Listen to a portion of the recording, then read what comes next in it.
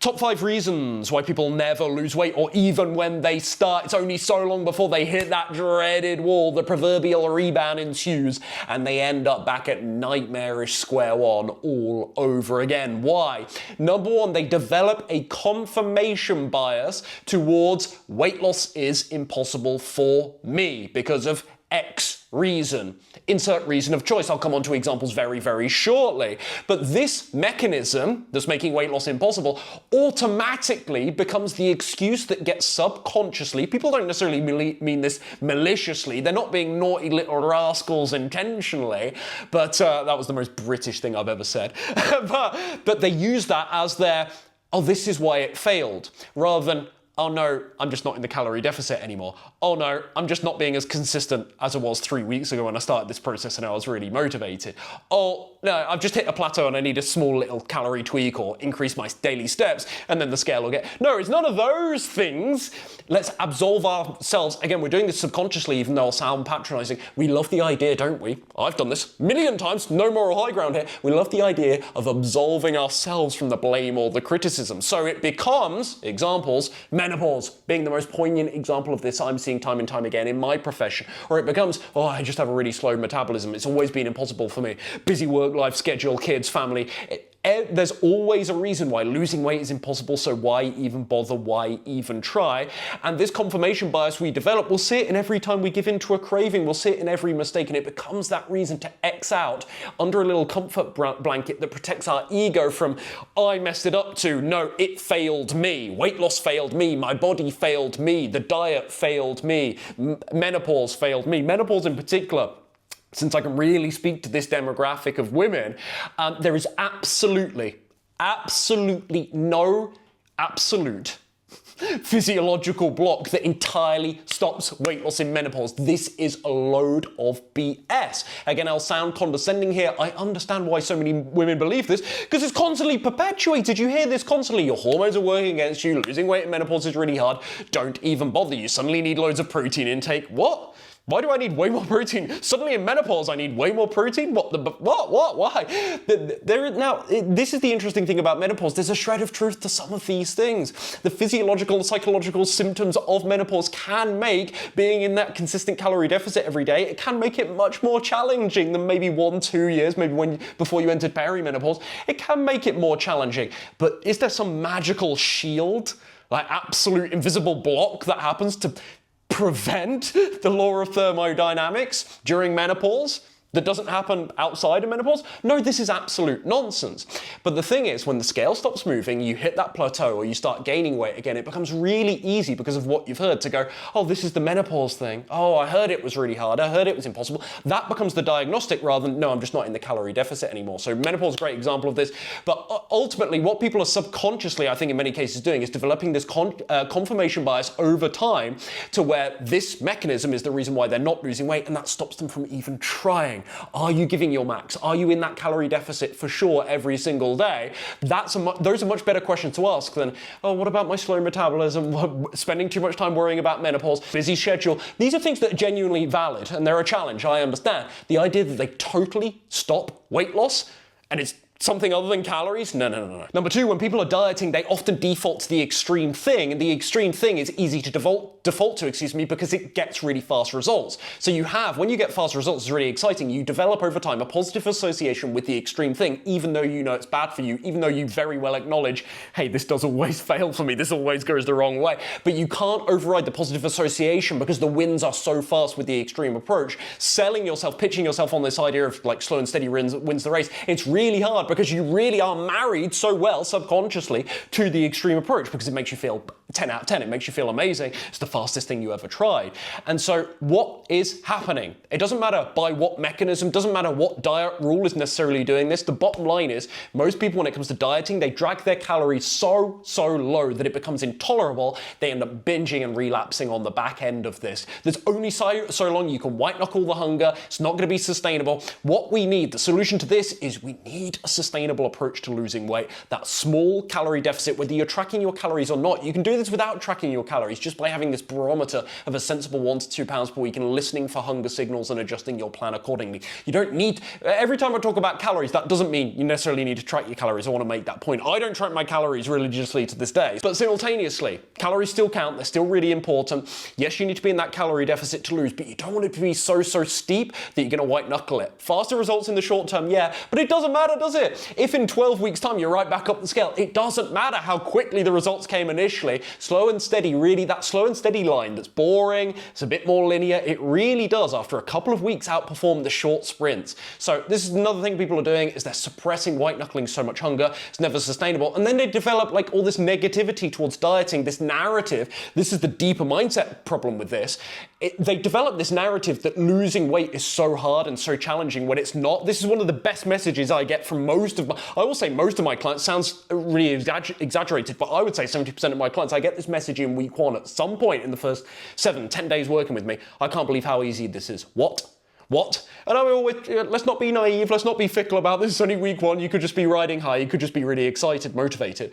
But this is what I see time and time again. People realizing, when we do things more slowly and sustainably, oh, weight loss isn't actually that brutal, actually. It's a bit slower like this, but it isn't actually that brutal. And I'm like, yeah, it's what I've been talking about on the internet for 10 years. The best part of. Slow and steady really does win the race. It's just boring, it's unsexy. You need to break yourself out of that fast, extreme diet mindset, the positive association you have with it. You need to acknowledge that it doesn't serve you. Where does it always end up? Ask yourself, every time you're tempted by the new thing, the new extreme restrictive approach, ask yourself, where does it end up? Glorious time for the camera to die. Where were we? Reason number 3.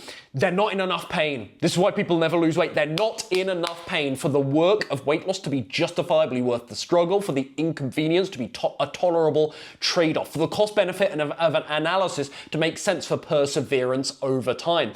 Basically, people are not emotionally suffering enough for it, and that stops the staying power, that prevents the staying power that helps the people that really lose the weight and actually then keep it off from maintaining it long term. I'll be really transparent. When I first got in the gym at 17, 18 years old, it was pretty much entirely, I love sport at the time too, but it was mostly, let's say, vanity. It was mostly superficial. It was mostly for women. I'll be honest about it. Now, of course, wonderfully, it then morphed into more holistic, healthy, noble reasons, maybe we can say, in time. But let's not pretend that the vanity isn't important to all of us to some degree, whatever. But certainly at that age, single young man going into the world, yeah, I put a lot of stock, rightly or wrongly, naturally perhaps, into my appearance. And so that was a huge motive for me. I wasn't happy with my appearance. That created this pain to where the trade-off was so worth it. So ask yourself, do you want it badly enough? If you're always stumbling, if you're always hitting a plateau and quitting, if you start well but then slowly give in, on a really deep, again, sub and unconscious level, do you really want this enough? Is it really this midnight burning, gonna sound cheesy, cringe, cliche, this burning desire for you? If not, give yourself the shock value that you need. Go and get your blood work done, and then you'll realize how horrific, in many cases, for many people it is. And check yourself. You need that reality check, that wake-up call.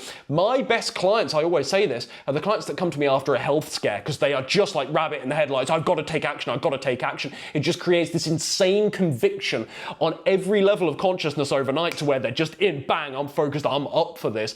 Those are the best clients to work with. They're just like, yeah, let's go, win, win, win. I digress. What's your reason for losing weight? Is it strong enough? Is it causing enough suffering? Reason number 4, they chop and change their diet, plan, approach more often than, what's a good metaphor for that? I don't know. But they constantly, no thanks to information overwhelm, thanks to social media, the internet, people pulling them in different directions now with the GLP-1 medications. They feel so torn on what is the best approach. Again, I definitely have sympathy for this, don't get me wrong. But that lack of staying power and true testing, trusting in one process and then seeing what gets results. Not to beat around the bush on this, but as I've kind of hinted, I think implied in multiple parts of this video so far, the only thing that matters is being in a consistent calorie deficit. You just want it to be a sensible one, like I explained in point number 2. There's no magic diet or diet rules. People get so married to, this is the approach that's going to break me through. It's like, only if it puts you in a consistent calorie deficit that you actually stick to consistently.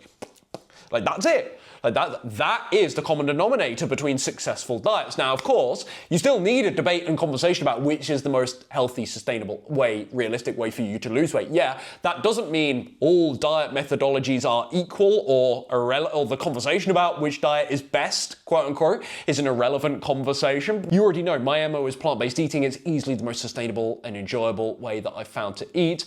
There's obviously a huge ethical aspect to this, like that I'm very transparent about, but also health-wise, I think the meta-analysis on this is so encouraging. For me, it's been an amazing way to control my weight, but in no way do I think the reason for all of my lasting weight loss success is simply because of I just ate plant foods. No, it was the calorie deficit over time, the daily steps, and then most crucially, that consistency to tie it all together and actually guarantee that I was dropping 1 to 2 pounds a week until getting to my ideal body weight whenever it was, 8 years ago. So yeah, that's it. Stop jumping ship. Give something a real test. And if it's not working, it's just the calorie issue. And lastly, but this one is brutal as well. It shouldn't really be fifth if this was it wouldn't be fifth if this was a hierarchy, because this is a massive stumbling block for many of us. You get persuaded to eat rubbish by other people, or maybe that's just a nice glossy excuse for you not taking responsibility for the food that passes your lips. Well, so-and-so wanted pizza. It was date night. I felt under an obligation. This noble idea that I'll indulge in the enjoyable food, the bad habit, the treat with you to please you. Like, it sounds like servitude. It sounds like a good thing. That's a really bad trait because it's so disingenuous. You don't want that food. You want to honor your health, or maybe you do to some degree want the food, but ideally you want to honor your health goals, but you're saying yes for them, for the benefit of them, when you don't actually want to do that. That's ludicrous. So yeah, we need to break ourselves out of this idea that like the social life, the social environment we're in automatically decides that we're going to eat something poor. Like, people before they've even walked into a restaurant are really defeatist, where maybe they could ask for a nice salad, maybe they could do a few sides and build a nice meal, even if there's no like entree, even if there's no main dish that looks, that reasonable for them. But people are really defeatist, especially with like trips and vacations, that sort of thing. So I'll be honest, and I know this is disappointing maybe to hear, but losing weight in itself, it can be a little bit of a lonely experience. It is a bit insular. It does require you to be self-centered. That doesn't mean you need to be lonely or your life needs to be boring. I can't lie to you. The times when I've got in my leanest shape are when my days look really repetitive and my life is kind of boring and there isn't much going on because there's no disruption or distraction. So I can just focus. There's no one egging me on to come and get pizza with them and I feel under some social obligation to do so, or I'm going to use it as an excuse that, oh, it's a social thing, so I gotta eat pizza because I really want the pizza. I've got a craving, a hankering for the pizza. It sounds good in that moment. So yeah, what's the solution to all of this? Well, not having a boring life, but almost to a degree, I suppose I'm saying accepting that's kind of maybe a tax, that like life is gonna be a bit routine for you to get the best results. That's what success with this looks like. And then when you're in maintenance, that's not to say you can have a free-for-all, but it doesn't have to be as strict because you're not like doing the calorie intentional stuff so much you don't need to in maintenance, ideally. Yeah, ultimately, you're responsible, but yeah, of course, you get persuaded to eat rubbish by other people. They kind of egg you on with their bad habits so they don't feel bad about it. And there is like a deep, beyond our time, sort of, association with food around friendship and relationships and connection, human connection and tradition. And that, it's hard to always override that. And you don't even need to always override that, but like some people, they're socially eating way too much. So those are my big 5 reasons that I'm seeing again and again why people never lose weight, or really it's not sustained. Anyway, let me know which of these resonate with you below. What else? What else has stopped you in the past? What else do you see your friends and family struggle with, when it comes to weight loss? If you want the full slim and sustained weight loss checklist, it's a little freebie I do. It's on the house. I'll put a link to that below, all the non-negotiables that I followed to lose some weight myself back in the day. Hope this helps.